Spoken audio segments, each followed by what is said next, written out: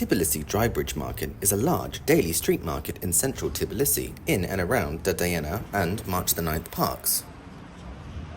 The market sells a wide range of curiosities, from arts and antiques to jewelry and Soviet electronics. The market's beginnings actually start at the fall of the Soviet Union, when locals would head to the spot to sell their possessions for whatever little cash they could get after the economic collapse. Since the 90s, it's been running pretty much full-time, with the exception of some extraordinary circumstances, of course, like the pandemic.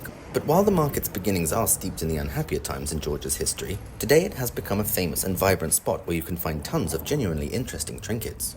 I bought these handmade rings at the market, and I was super close to being convinced into buying a huge antique lamp by one of the vendors, but I would have had no way to get it back to the UK.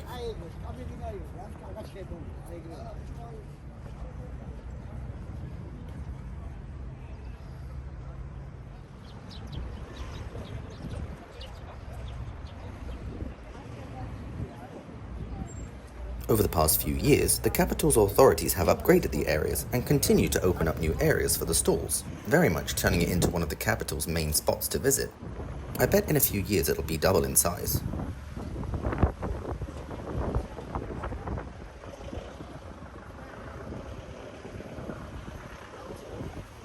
The whole market itself is actually divided up into sections, which are predominantly art, antiques, retro, and media, like books, vinyls, and CDs, all of which a lot are in English, Russian, and Georgian, and there are probably some Armenian and Azerbaijani ones in there too. Amongst all of which, especially the flea market sections, you'll find plenty of Soviet memorabilia, which to us Western tourists is always super interesting, I think.